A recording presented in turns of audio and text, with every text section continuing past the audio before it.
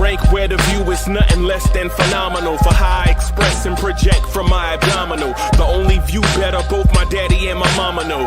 No living parents, my sons give me balance. My wife is my serenity, this mic is my identity. The world is foul enough, that's why I write without obscenities. Provoking danger with broken language and spoken anguish.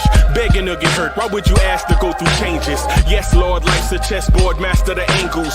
Control the tempo, be the one who holds the info. Acknowledge is just as deadly as machete swings. When spoken, the truth is as potent as that Medellin. While others swear the style is free, I just let it ring. Our time is undervalued, soldiers make us better kings. My fans on my shoulder, reaching after better things. Today I take the shot, for them I'd rather set the screen. My mama told me follow my dreams. My daddy told me get it by any means. Stand tall, make him bow to a king. But I've evolved, you can see the resolve. Look in my eyes when you speaking to God. Life and for those who we caught up in using what I was taught with the muse. I guess they call it proving I'm more than an artist. Penciling out my darkest while sizzling out a harvest. And storing what gets me from A to B, just like garages. Instrumental with collages. Envision what I've been drawing. Broadway to give you rhythm like the great Lena Horne. So bent on, found comfort in the storm. Find peace and on when you see them others perform. Organized chaos, I'll cast it like hey ya.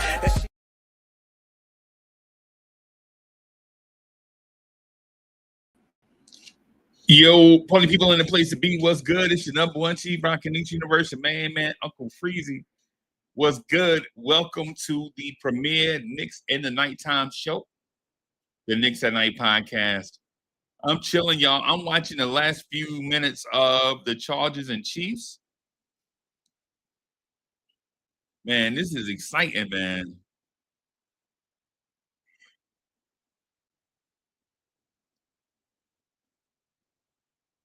So it's 3rd and 14.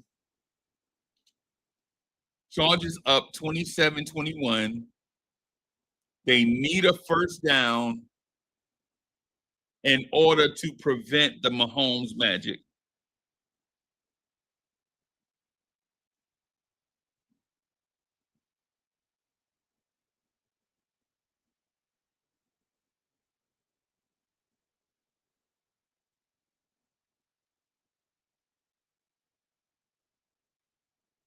Oh, look at Justin Herbert. Let's go.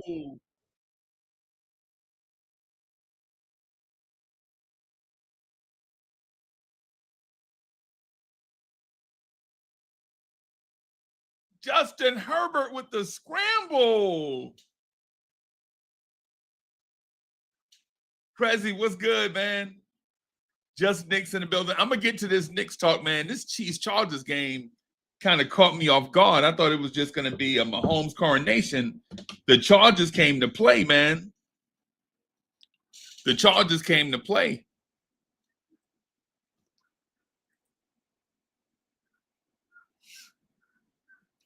So I got a thing that I want to talk about. While this is at commercial break, I may as well say it.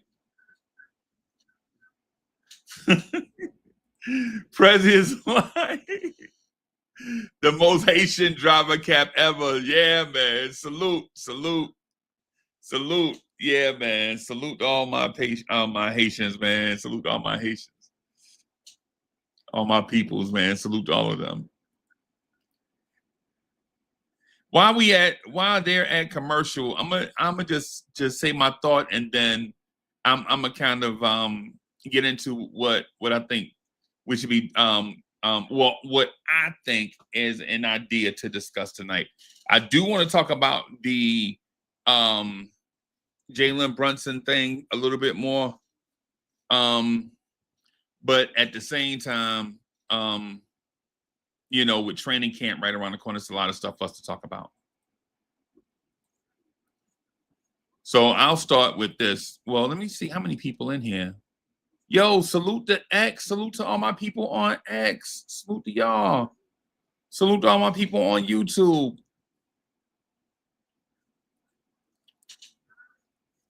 All right, so here we go. So the wait is almost over. September 24th, training camp is right around the corner.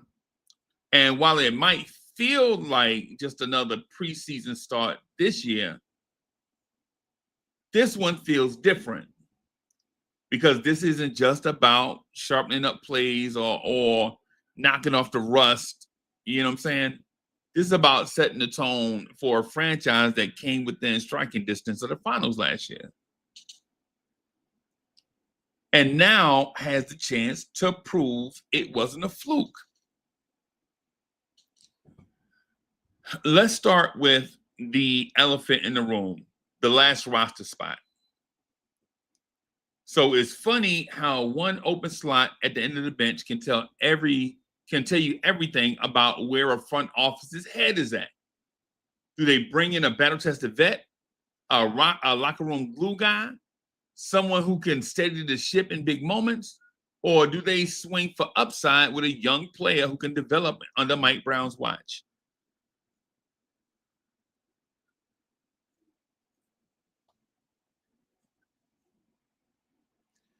That decision alone could reveal if the Knicks see themselves as win-now contenders or if they're still hedging for the future.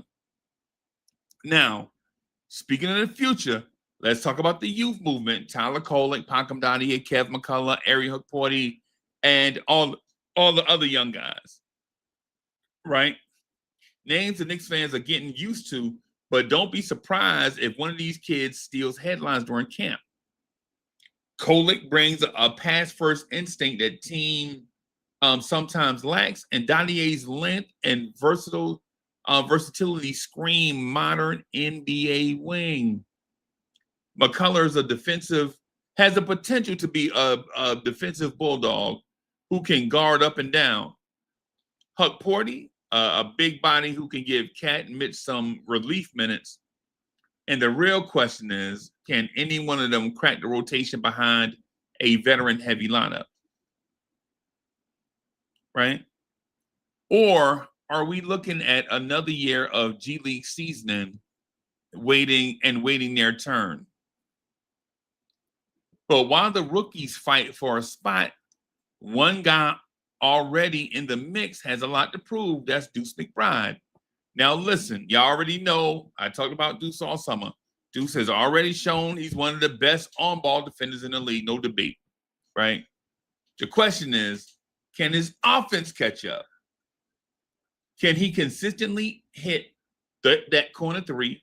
Can he finish inside without getting swallowed up by length? Because y'all know he's shorter than the 6'2" that he's listed at, right? Or he doesn't play big like the 6'2" he's listed at, right? Because if he can, Mike Brown has a weapon he can trust every single night.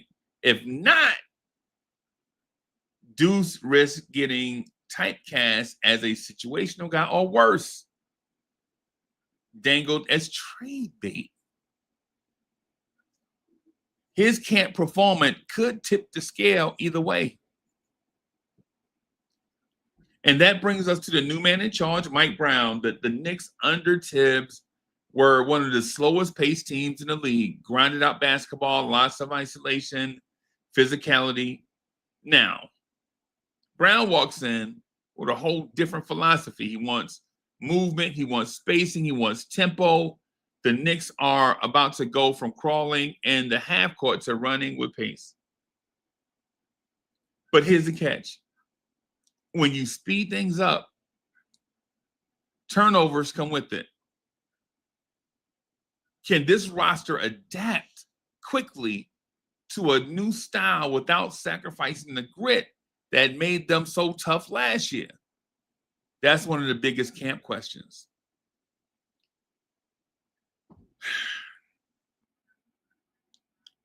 Mitchell Robinson.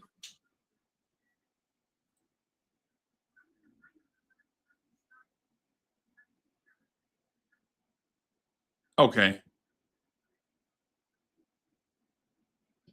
All right. So the game must be over, but okay. So Mitchell Robinson, my heartstring, right? Mitch is my heartstring.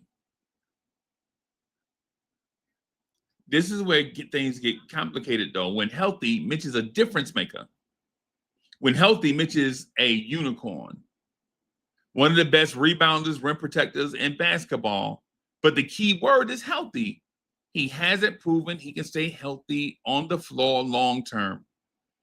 Add in Brown's desire for spacing, and suddenly Mitch doesn't feel like a lot to be here when the season starts. If he balls out in camp, he can reassert himself as the anchor. But if not, the whispers about trading him for a more versatile offensive big that's more athletic, that can run the floor, will get louder. It's just how we are. So, but in the bigger picture is about team identity. Are the Knicks going to double down on being gritty, defense first squad that fights you every possession, or are they about to transform into a modern, fast-paced analytics offense under Brown? That identity will reveal itself in camp. And don't think for a second the rest of the league isn't watching. New York might have made the ECF, but most analysts are still underrating us, putting Boston, Milwaukee, even Cleveland in the mix. The Knicks have a chance to flip that narrative before opening night. So we're going to talk about that tonight. Salute Nick Yak in the building. Andrew College, September 13th, baby.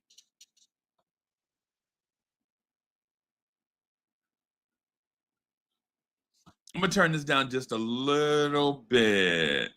So Rich Eisen and Kurt Warner up here talking.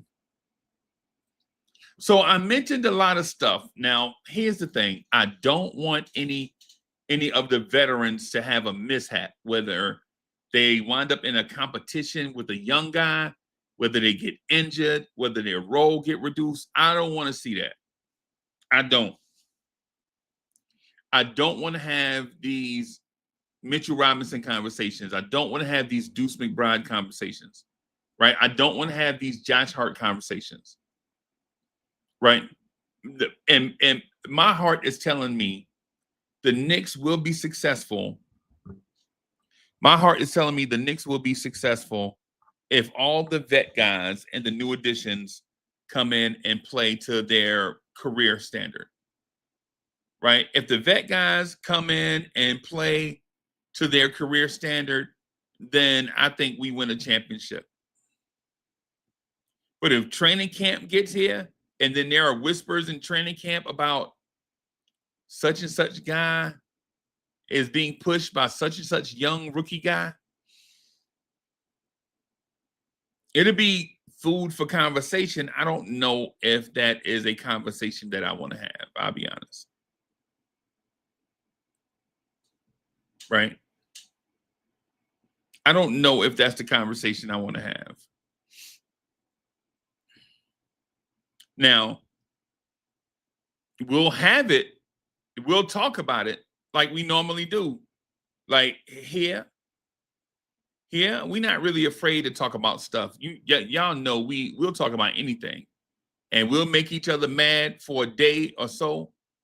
But it's all love. We know as Knicks fans talking about Knicks stuff. And it's not like nothing personal.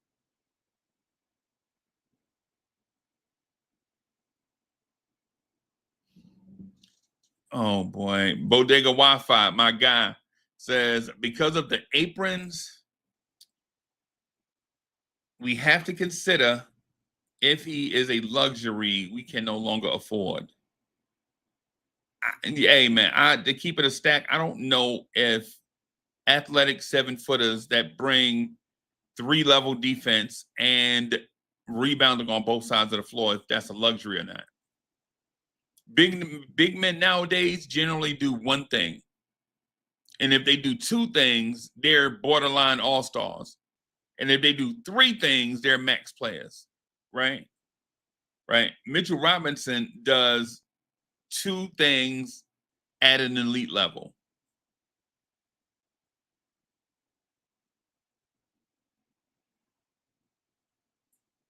Dripmore is in the building. Salute.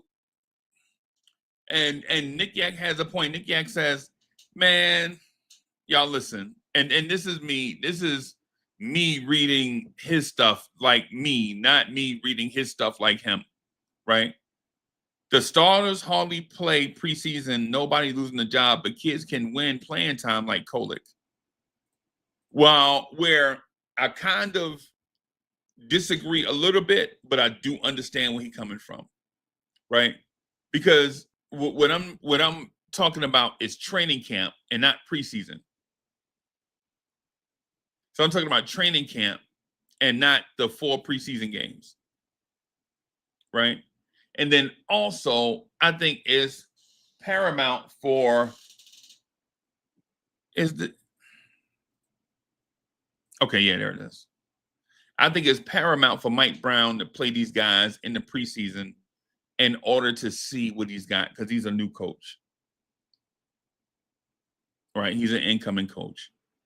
So I do think he'll play the guys some in the preseason. I would rather see him, honestly, this is just me, this is my opinion. I would rather see him experiment in the preseason as opposed to try to keep everyone healthy in the preseason and experiment in the regular season.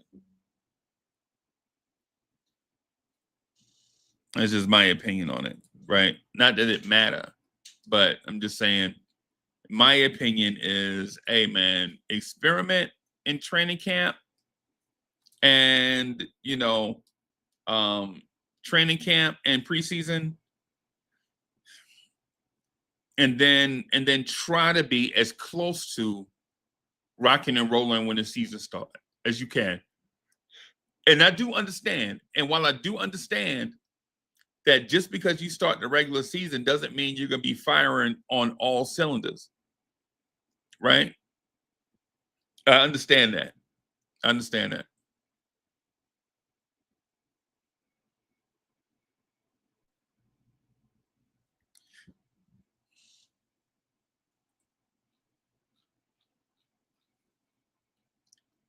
So I have about 7 topics I had identified for this show. I'm gonna do 3 of them because I think these 3 are probably gonna take a long time to get through. I think these 3 are gonna take a long time to get through.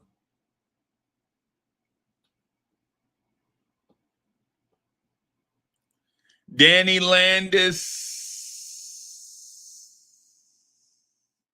is in the building. Salute.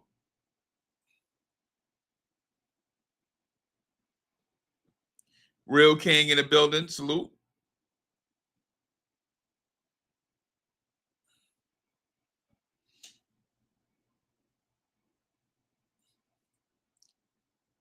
So topic number 1, or it actually is number 2 on my list, but I want to talk about it first.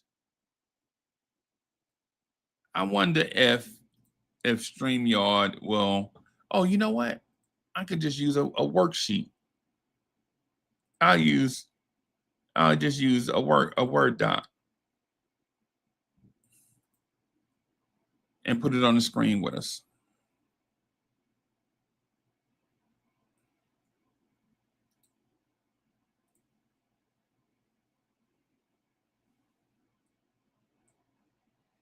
I need to get this font bigger.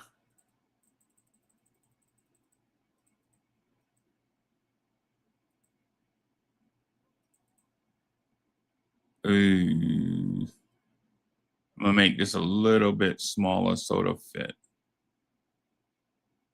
All right.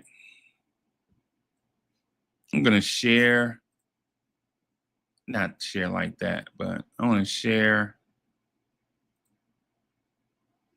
screen, put this Word doc up here so it'll be on the screen with me, and then find me a template that fits better.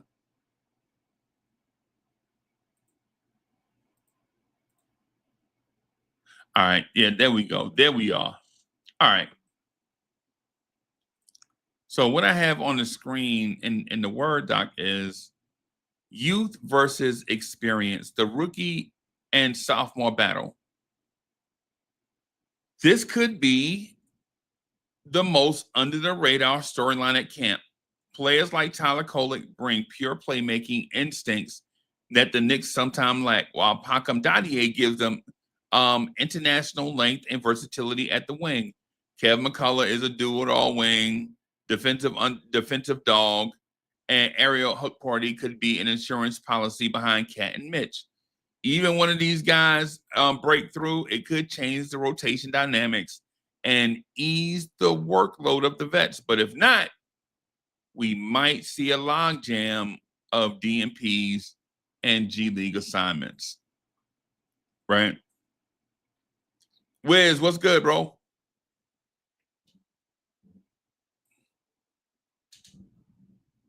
The reason why I felt like we should probably talk about this topic is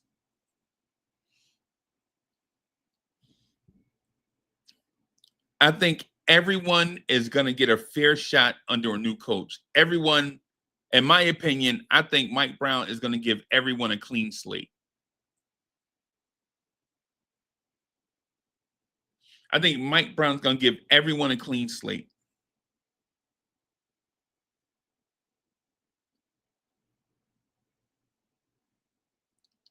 And so what that means is,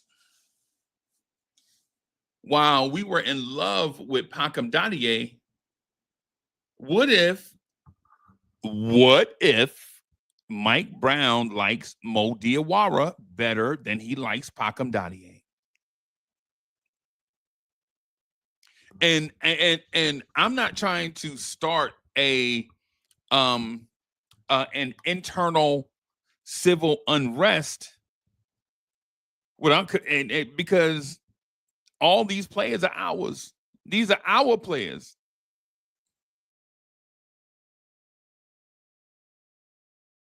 So I'm not putting one against the other, because even if one of these guys puts their best foot forward, the Knicks win, right?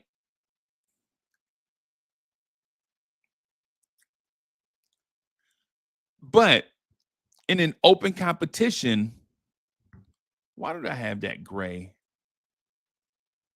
There we go. In an open competition, if we legit say it's may the best man win, shouldn't we be excited about the best man winning?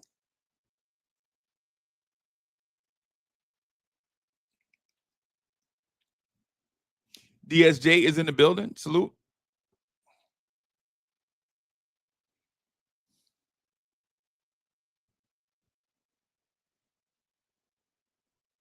If indeed training camp is about having open competition for the rotation spots, I mean, outside of OG and Bridges and Cat and Brunson and maybe Josh Hart and maybe Mitch, everybody else should have to prove themselves. Because here's a thing that we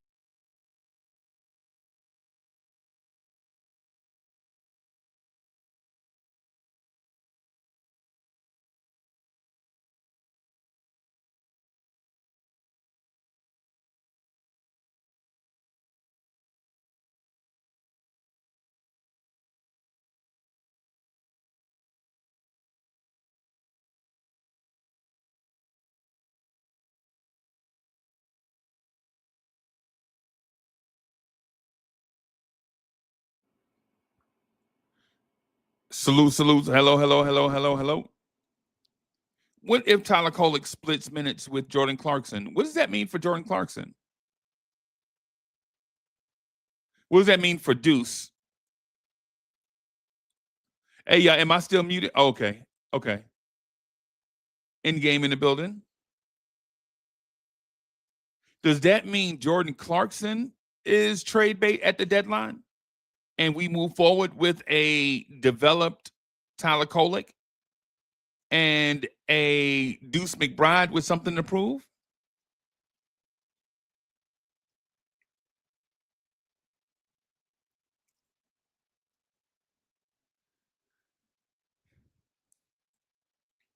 I think this training camp is going to be exciting in a sense where if everyone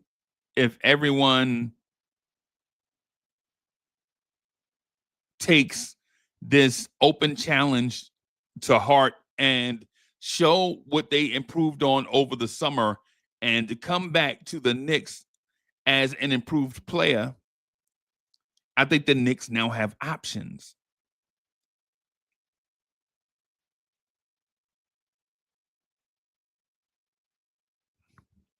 Wiz in the building, salute.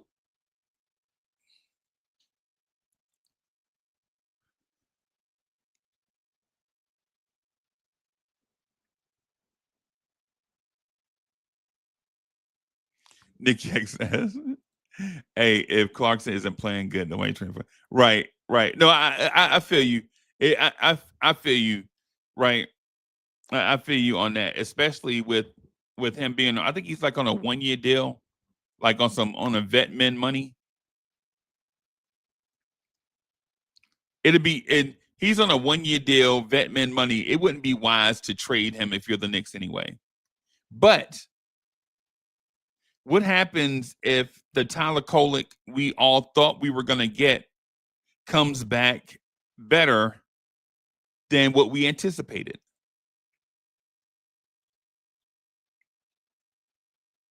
We don't know. We don't know if that's the real deal or not. But at the same time, that's what Knicks fans really want from their recently drafted draft picks. If you draft a guy with a high pedigree that's proven himself in college, the first year was a little rough. What you expect from him in his second year is to be much improved. Randall in the building. Salute.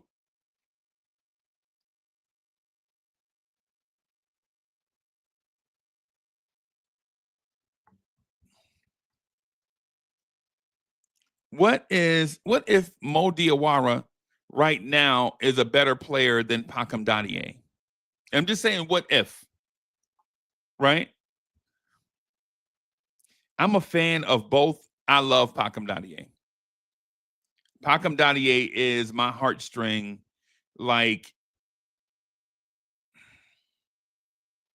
Pacôme Dadiet is my heartstring. Like LeVar Postel and Trevor Ariza used to be when they were Knicks. Right? Anybody remember LeVar Postel and Trevor Ariza and Matt Barnes on the bench for the Knicks? Anybody remember that? I don't know if Matt Barnes was here for a long time, right? But I do know he used to be on the roster when I used to play a video game a long time ago.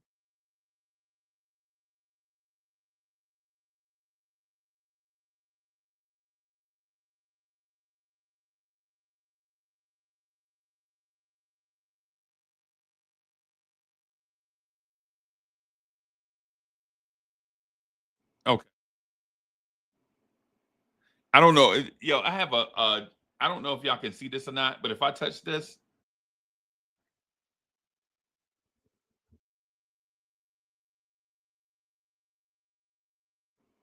it's, man, these Shure microphones, right?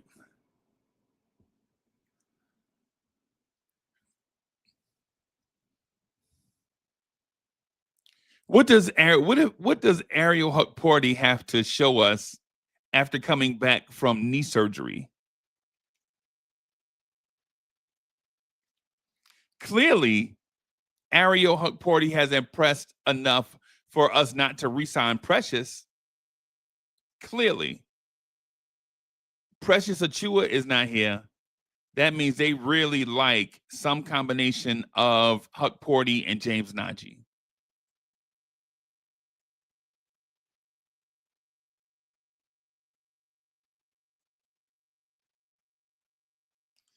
Sherwin says, I'm trading Kolek and Hukporty while their value is higher.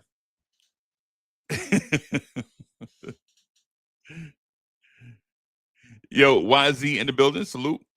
Wiza is in the building.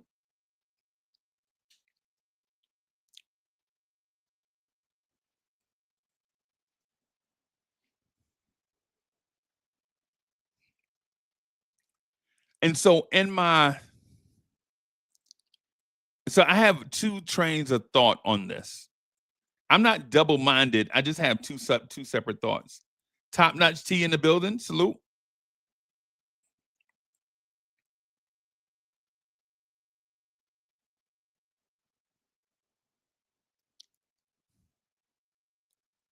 So I have two trains of thoughts for this. My analytical mind, I guess common sense, says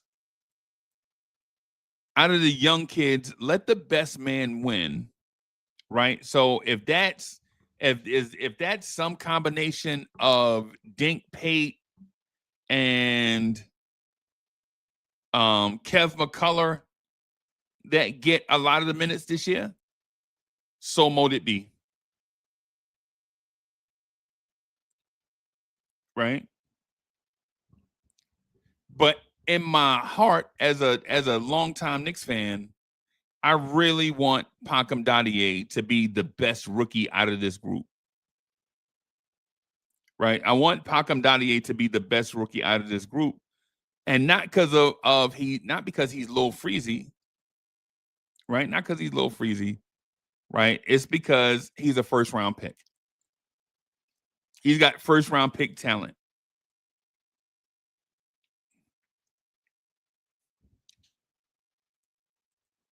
Prezi says, I think Mo D will be the golden child. Here's my golden child impression. I want the knife. Please. Anybody remember that? Anybody remember that?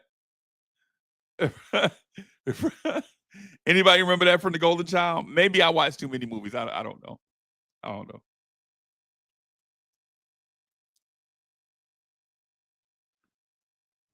Right. So my common sense, the analytical side of me, the deep thinker, right, is saying that let all these young players battle it out, and whichever two or three rise to the top, they get to play. The other ones get to develop. If Tyler Kolek gets beat out, then he's got to develop. But if he beats out the other guys, he gets to play.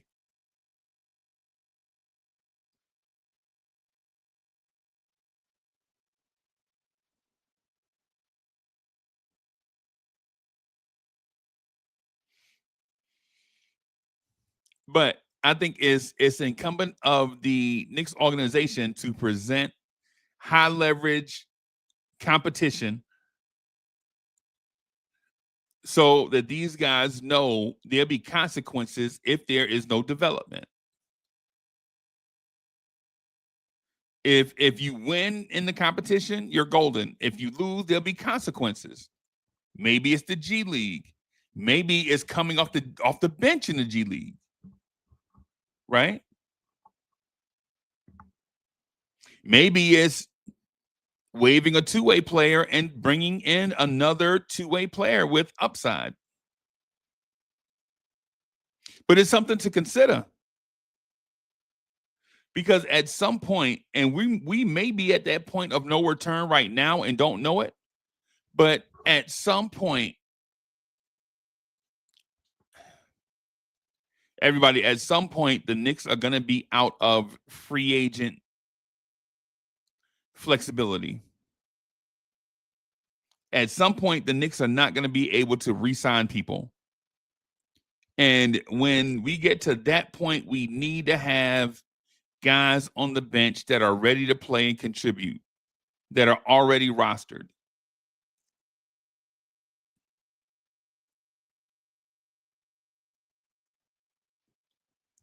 I mean, I think we have a Mitch extension coming up. We have a Deuce extension coming up. We have a Cat extension coming up. We have a Josh Hart extension coming up next summer. And so turns the wheel. So turns the wheel, because after that summer, after Josh Hart's extension summer, now you're talking about Jalen Brunson's summer of extension again. And so spins the wheel. So spins the wheel. Every summer, somebody is extension eligible. Every summer, you spread that out.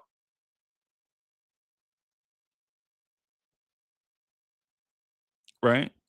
You spread that out so you won't get knocked over the head in one summer with a bunch of extensions.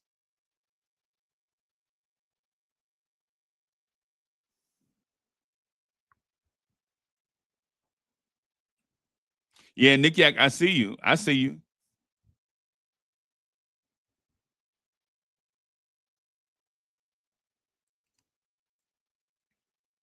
Yeah. Hey, man, listen, maybe we are. Maybe we are at that point of no return. And if we are, but Nick Yak, if we are, you know what that means. That means these kids at the back end of the bench, man, they got to be able to, they got to be ready to play. We got to bring them up to speed until some of these contracts start falling off, until people start graduating from the Knicks. Until these, you know, these huge veteran contracts start coming off the books, or the salary cap takes a crazy spike. Right now, neither is on the horizon. So you need these kids, and y'all pardon me for calling them kids, man. Y'all know I know they're grown men. Y'all know I know that, right? It's just the way y'all know what it is.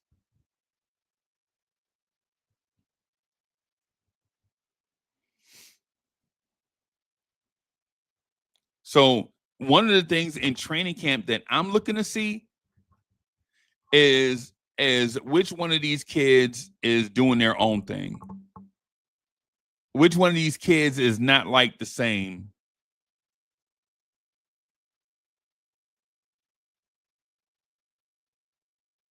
After training camp, which one of these kids is doing their own thing and we get the chance to say his name? Y'all know how I go.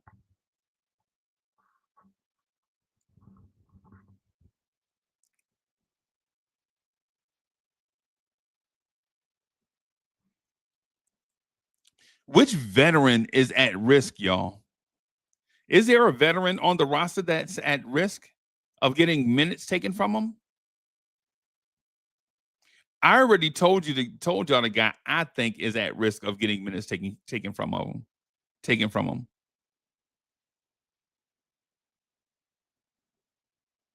And y'all, I like him.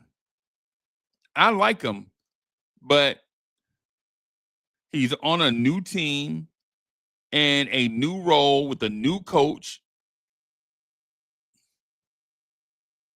And if he starts slow and Tyler Kolek starts fast, how can you deny Tyler Kolek playing time?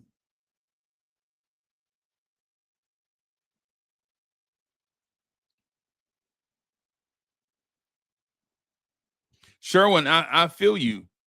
I feel you, right? I know they're second round picks. I get it. I know they're not blue chippers, right? But three of your rotation players, three guys in the Knicks rotation right now, or four of them, four guys in the rotation for the Knicks right now are second round picks or worse.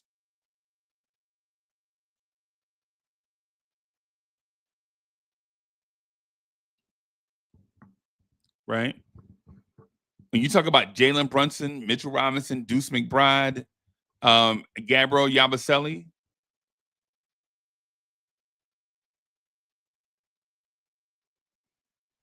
those guys are second round picks or later.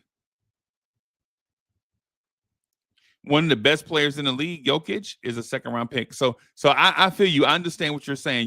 You're saying the law of large numbers. Like there are random guys that come out of the second round that become something, but about 80% of them are trade fodder.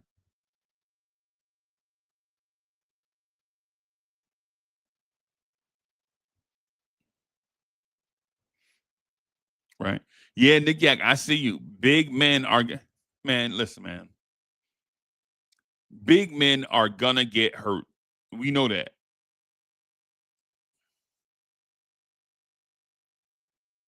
right? Big men are gonna get hurt. We know that. Reasonable minds know that second baseman, NFL tight ends, and NBA centers all get hurt. They get hurt because they're always in harm's way. They're always in harm's way. They just get hurt. It don't mean like it's no crime in it. Like say for instance, if Cat and Mitch get hurt, I'm not gonna cry a river. I know they put their bodies in harm's way. They often get hurt. It's just what it is.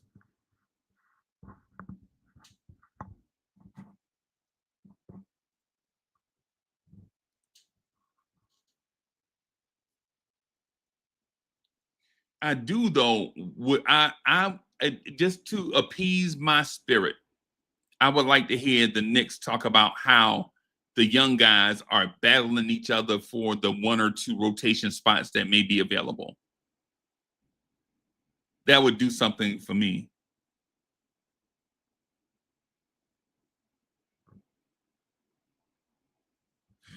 This is a good point here by Nick Yak too. We took first-round talent off injuries. Kev McCullough is one. Kev McCullough should have been a first-round pick.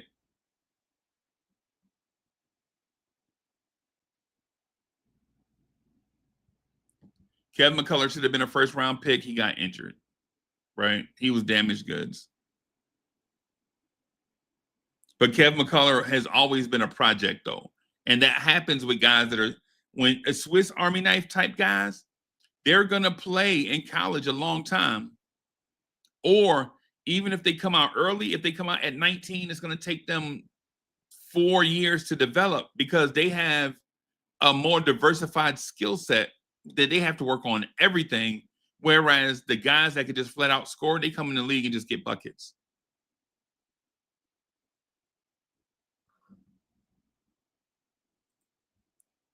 I got one more thing, man. I want to put it out here.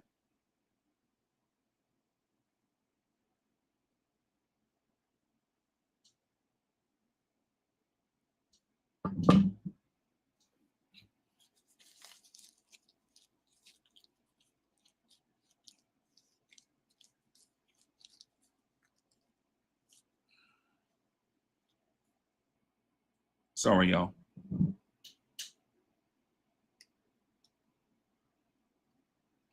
Sorry about that.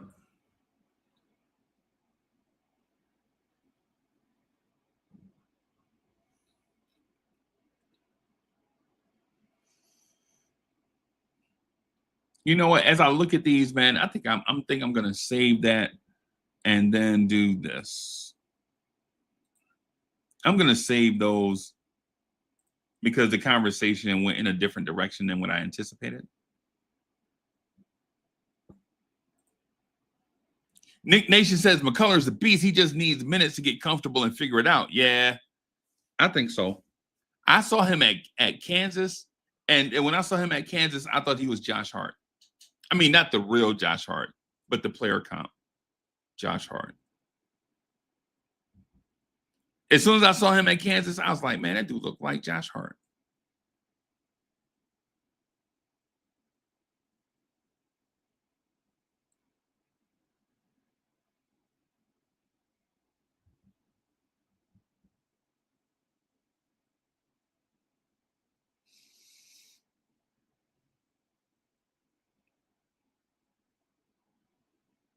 I'm really rooting for Kev McCullough because he's got nice size. I think in the right situation,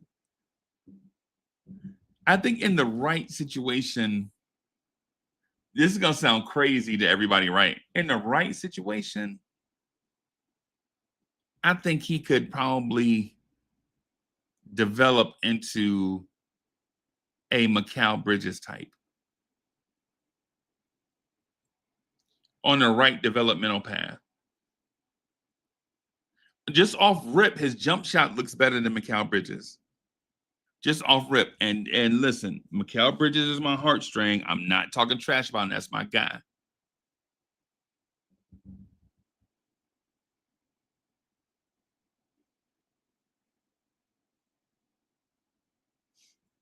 I like Kev McCullough.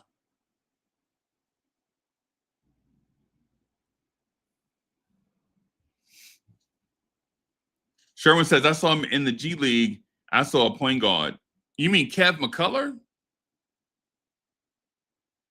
And keeping it a stack. When Kev McCullough got to Kansas, he was a jumbo wing, right? Like, I think he was like their baseline rim protector. Some weird, it's kind, you know how colleges, they do all types of exotic, unique looks, right? But the one thing you can say about Kev McCullough is every year he went away, he came back with another part, different part of his game. So if Sherwin saw a point guard, I'm not disputing that, because I know over the years that Kev McCullough, every year he went away and came back, he added a different part to his game and was good at it.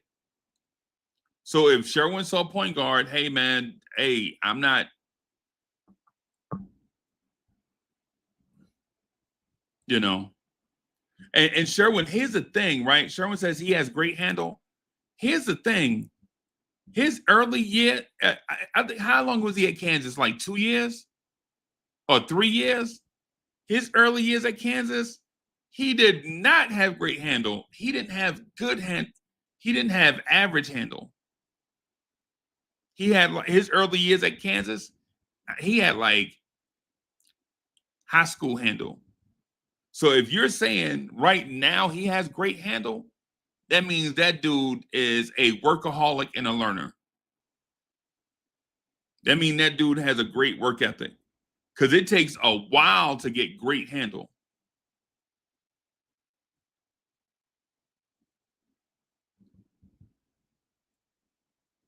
Like when I saw him, I saw the Kansas State game. I think it was the Kansas State game.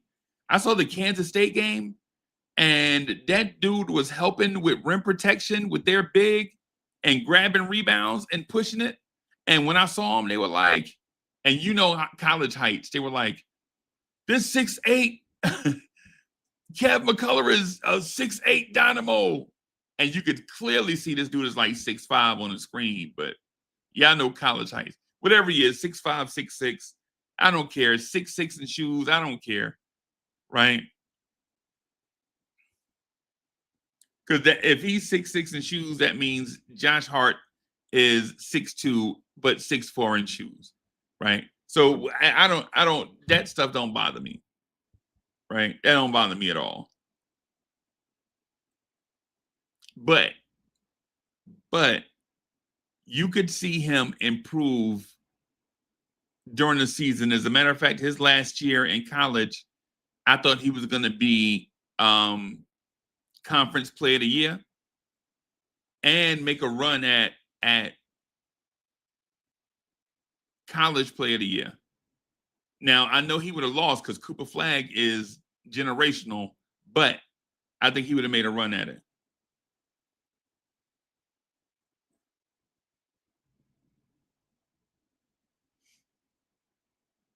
Yeah.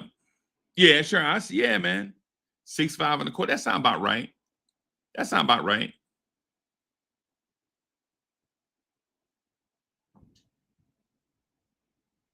So on the floor in sneakers, he'll probably be about 6'7", something like that. Sound about right.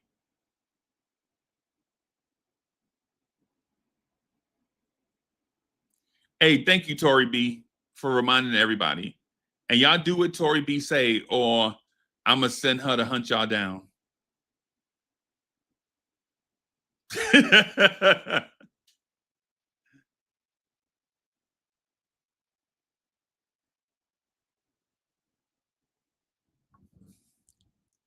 And Nick Yak says, ISO 1-on-1, he can handle himself with the ball, but if he press hard, he choking it. Ooh, yeah, yeah. I can see that, and that's true for most wing players. I mean, only certain guys 6'6" and taller are gonna be able to handle the ball like that if they're pressed. And I'm leaving out obvious guys like LaMelo, right? LaMelo was never, even though LaMelo's 6'7", he's not 6'7" up here. He's just 6'7" in body. Like if LaMelo was 6'3", he'd probably be playing the same way.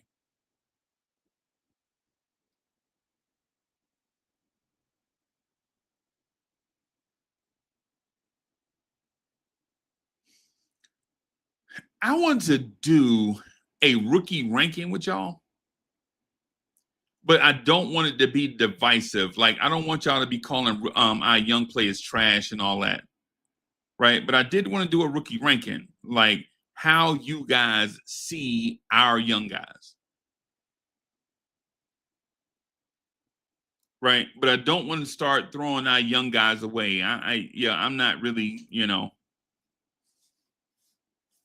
the only young guy in this stretch since I've been hanging out with y'all that I did not like from day one and did not like the entire time he was a Knick and still don't like him now is y'all know who, right? There's only one young guy that the Knicks acquired during this time that we've been kicking it together that I didn't like the pick. I didn't like him as a player, right? I saw him live. He looked like a crybaby. I don't like him now, and I'm glad he's gone. There's only one player, but for everyone else, for Quickly, Obi, Iggy Brasdakis, RJ Barrett, Kevin Knox, Frank, Damian Dotson, Alonzo Trier, Mitchell Robinson,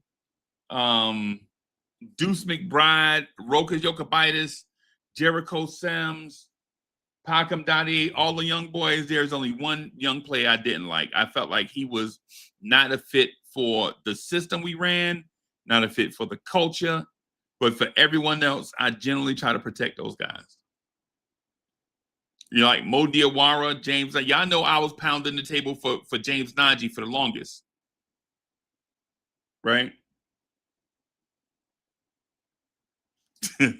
Top Notch T says, the guy who about to get 20 mil a year. Yeah, okay. Him. Yeah.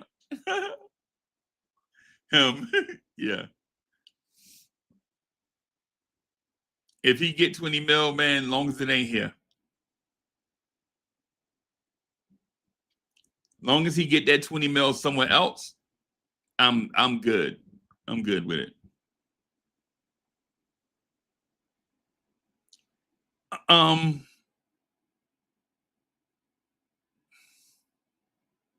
Maybe we can do the rookie ranking.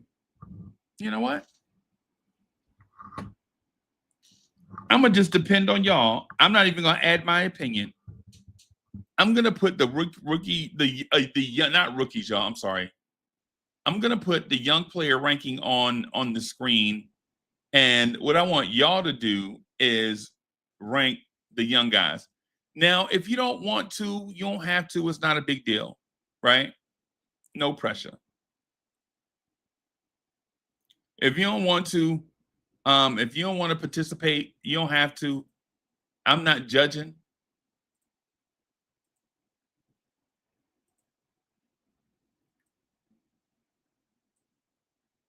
Just gonna put this list together.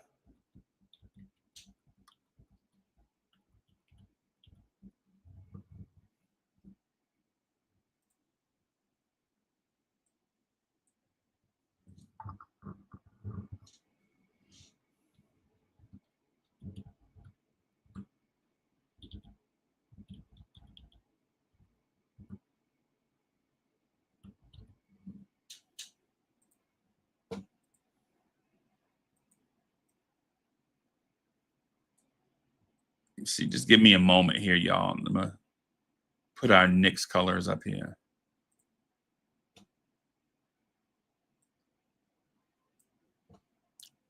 I want y'all to participate. I want to give y'all something. I want y'all to participate in this. Get y'all feedback.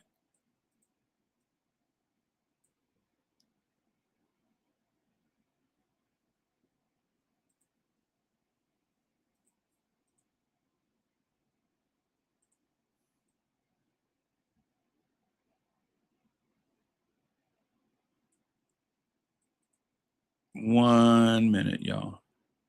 I'll be ready. I'll be ready in a moment.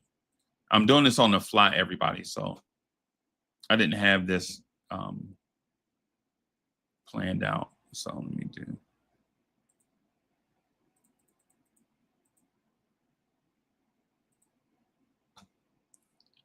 All right.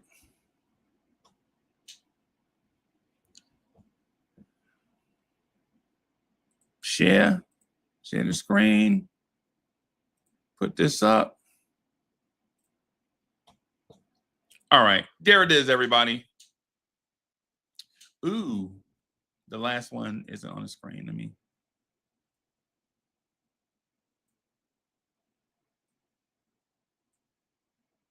All right. All right. So y'all tell me. Y'all see it. Y'all see the rookie ranking, right? I'm going to put the title over off on the side. Or not rookie, I'm sorry. Knicks young player ranking.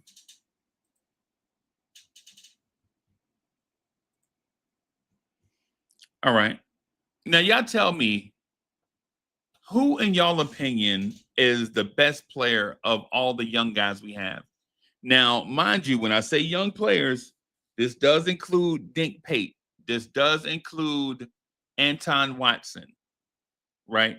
It doesn't include Deuce, and it doesn't include Marshawn Beauchamp. They've barely graduated out, right? I think they're 25 plus.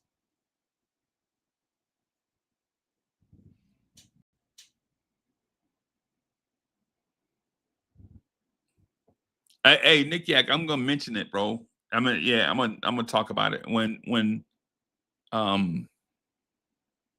they start putting stuff in the chat.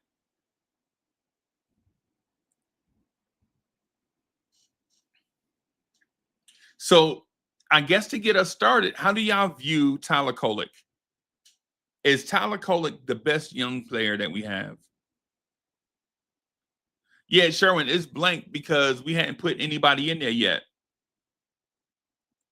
I'm asking y'all to fill out the sheet.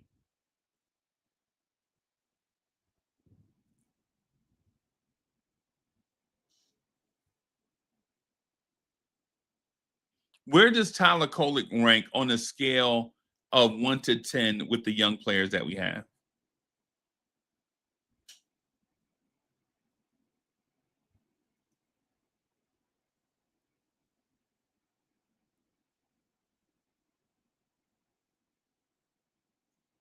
In game says third.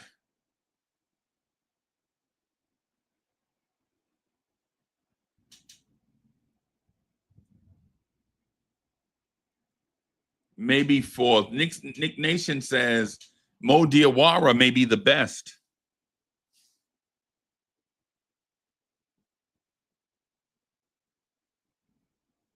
Tell you what I'll do. I'll start putting names in, and then if we need to change, we can change. Mo Diawara. Oh shoot, I forgot I gotta do it in all caps. Mo Diawara.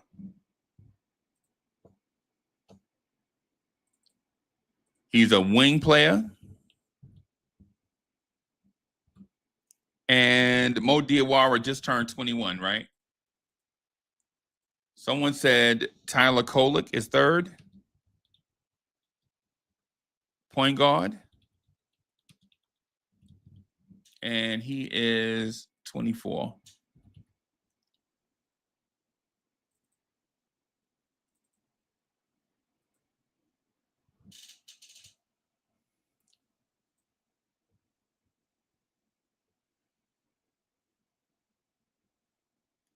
Nick Nation says Dink Pate is second. Okay, we'll put Dink Pate second. Okay.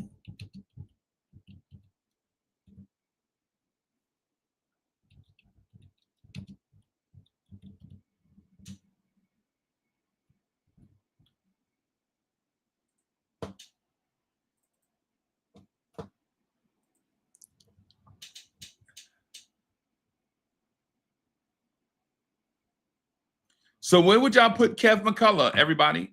If Mo D is first, where's Kev McCullough at? Prezi says McCullough at second.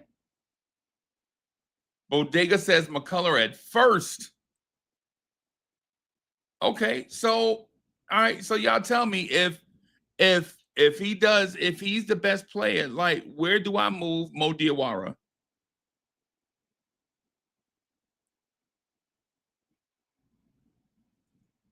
So if he's better than Mo Diawara, what position do we put Mo Diawara at?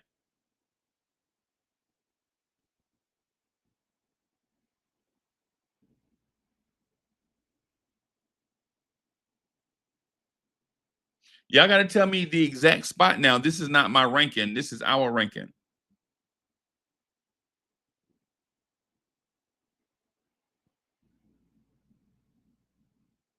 So we'll put, okay, so I saw McCullough I see McCullough at first, McCullough at second, and McCullough at third. So if you average that out, that means McCullough is second.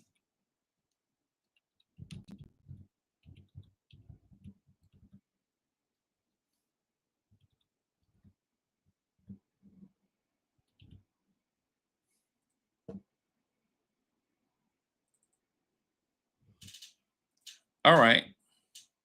So where do we put Dink Pate then? Nick Yak says Diawara is behind Pacôme for sure.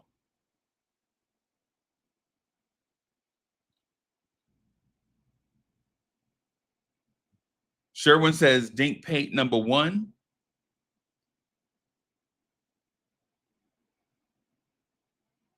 Randall says Point can play 1, 2, and 3. Who are you referring to though, Randall? I need to know who you're referring to.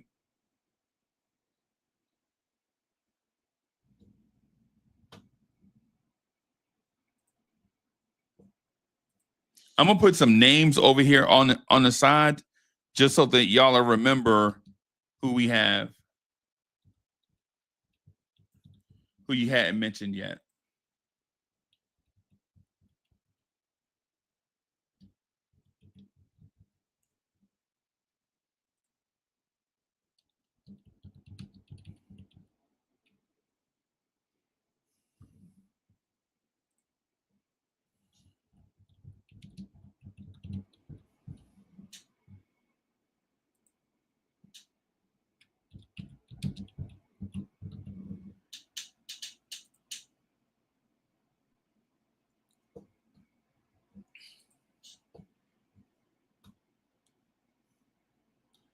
Oh, okay. So you say Pate can play the 1, 2, or 3. Okay. Okay.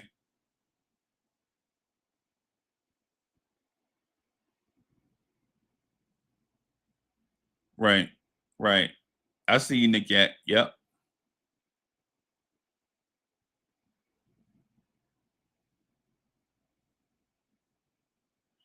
So I'm not putting Beauchamp up here because Beauchamp is Deuce's age.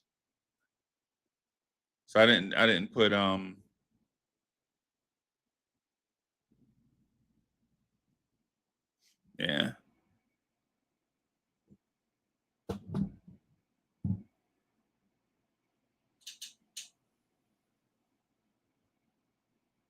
All right. So in the interest of saving time, what I'll do is take the input that I saw in the chat and go from there. So no one mentioned Ariel Hukporty, so that means y'all are low on Ariel Hukporty. Right? No one mentioned Anton Watson. No one mentioned James Najee. And someone did mention Dink Pate.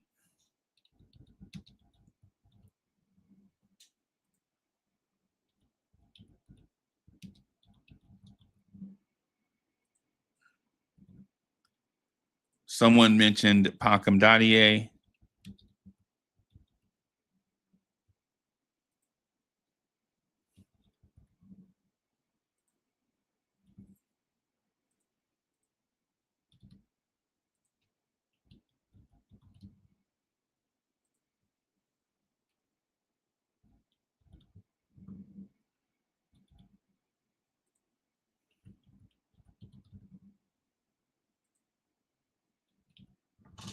All right. So this is the ranking. Is this what y'all see? Is this the way y'all see the young guys?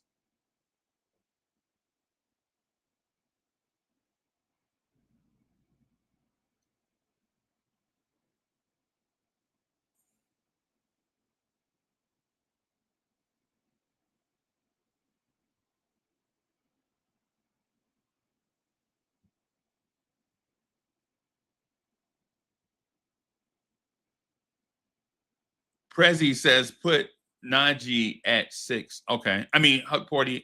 What is it? Did you say Huck Porty at 6? Yeah, put Huck Porty at 6. Okay. All right.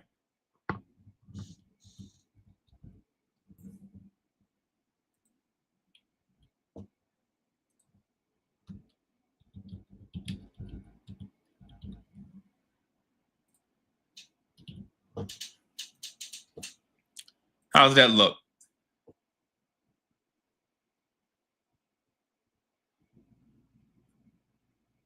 Wave Space is in the building.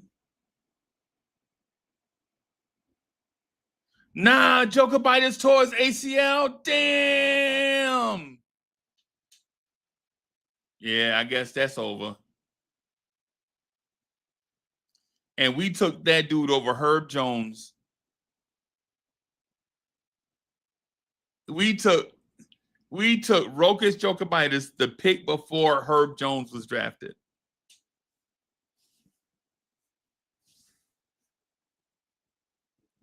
How do y'all like the list? Sherwin says Dadiet at 3, but where do you put Tyler Kolek?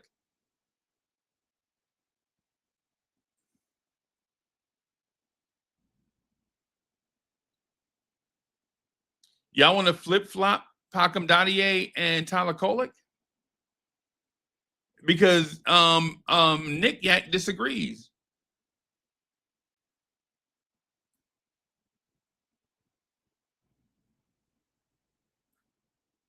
Yep.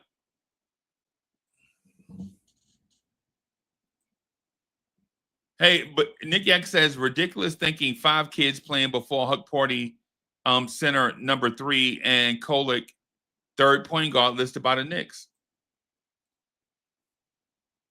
What do y'all think about what Nick Yak said? Remember, this is not my list. This is y'all's list.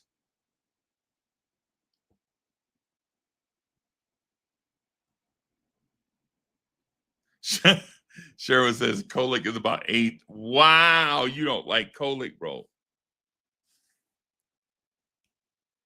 Hey, Sherwin does not like Kolek. Swap Kolek and Huck Porty? Okay, so we'll switch. We'll flip them. All right, so we'll flip Kolek, put Huck Porty.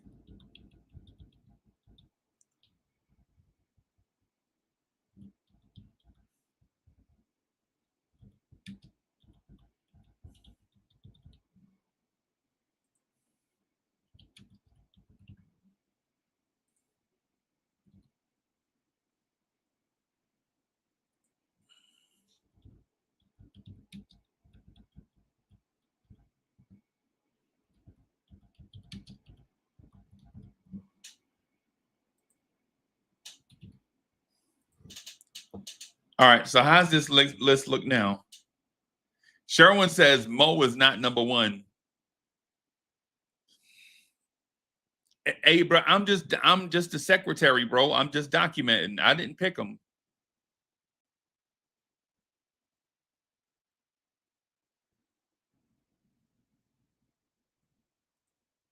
Nick Yak says the Knicks are listing, not listening. They're listing Huck Porty 3rd and Huck Porty 3rd point. Oh, he's saying Tyler Kolek. Okay, so you're saying the Knicks are listing them 3rd. Both of them are listed 3rd at their respective positions.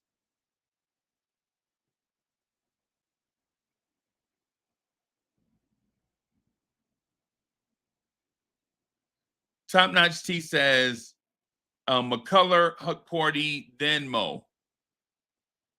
What do y'all think about that? Kev McCullough 1, Huck Porty 2, and then Mo Diawara 3. How do y'all chat? Let me see. How do y'all feel about that?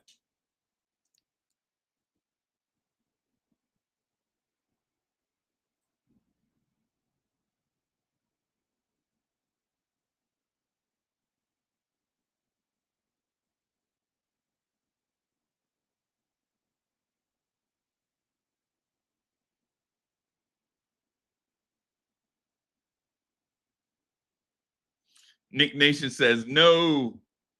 Bodega Wi-Fi says I agree. Prezi says that the media listed them that way. We won't know the depth chart until the end of the training camp. Yeah.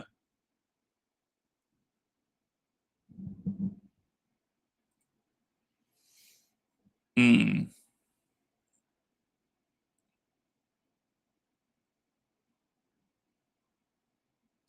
I like all these kids in a different way.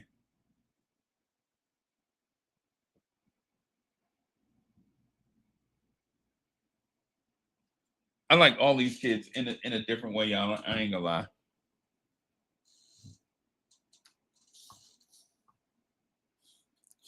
And for the record, everybody, for the record, this is a lot of kids, y'all.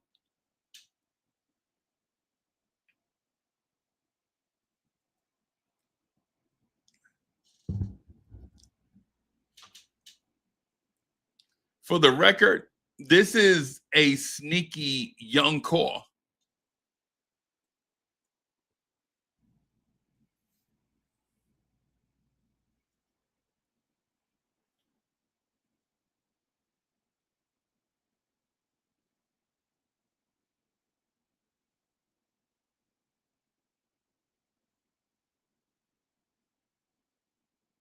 I ain't gonna lie to you, y'all.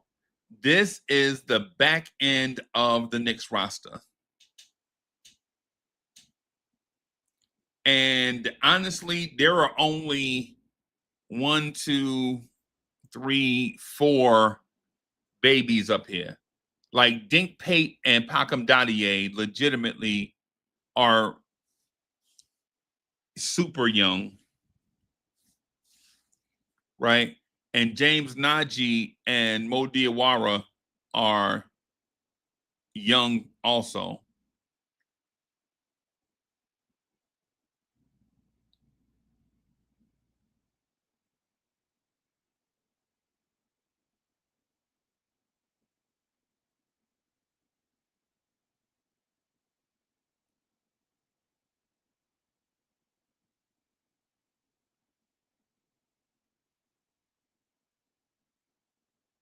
And Nick Nation gets it. Nick Nation says, my list is based on projection of who I believe will be the best in the near future.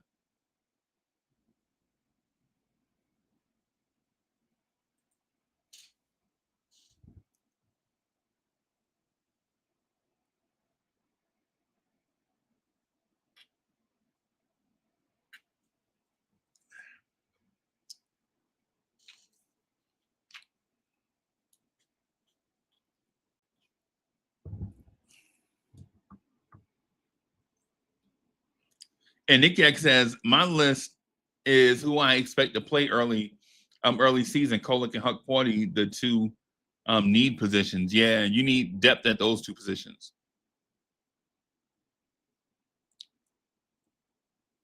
But that's what I'm saying, though. So if Kolek is going to play, what does that mean for Deuce and Jordan Clarkson?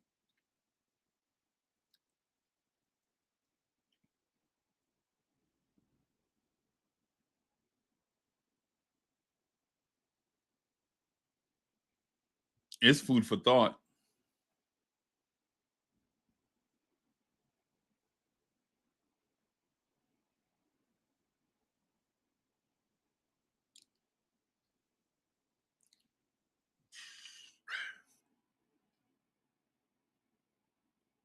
And I know the sense, like what Top Notch T is saying is when your roster is 17, basically, when your roster is 17, and you have 9 vets and you're making a championship run, you would like to have about 12 vets on a championship run.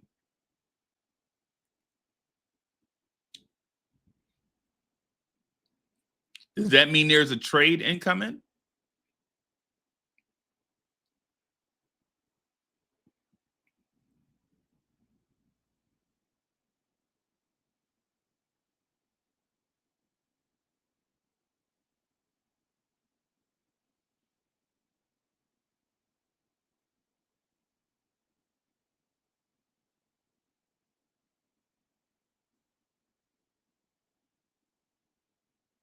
I see. All right. Well, I'm gonna wrap this up, everybody. Thank y'all for participating. I'm gonna keep that spreadsheet though, because we may need to tinker with it a little bit. Y'all let me know how much we need to tinker or how much we need to leave it alone, and we can base that on projections and all of that stuff, right? I'm gonna wrap up. I don't know if we'll do a Knicks at Night podcast tomorrow night. It's Saturday, but I do know for sure that Monday through Friday, 11 p.m., we'll be doing a Knicks at Night podcast, so we can kind of set our clocks to it. Unless something unforeseen happens, right? Unless something unforeseen happens, we'll be here, right? Want to thank everybody for coming through, hanging out with us. Peace, everybody.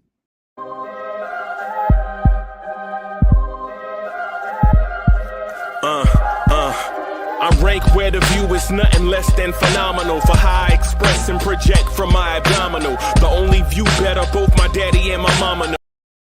No living parents, my sons give me balance. My wife is my serenity, this mic is my identity. The world is foul enough, that's why I write without obscenities. Provoking danger with broken language and spoken anguish. Begging to get hurt, why would you ask to go through changes? Yes, Lord, life's a chessboard, master the angles. Control the tempo, be the one who holds the info. Acknowledge is just as deadly as machete swings. When spoken, the truth is as potent as that Medellin. While others swear the style is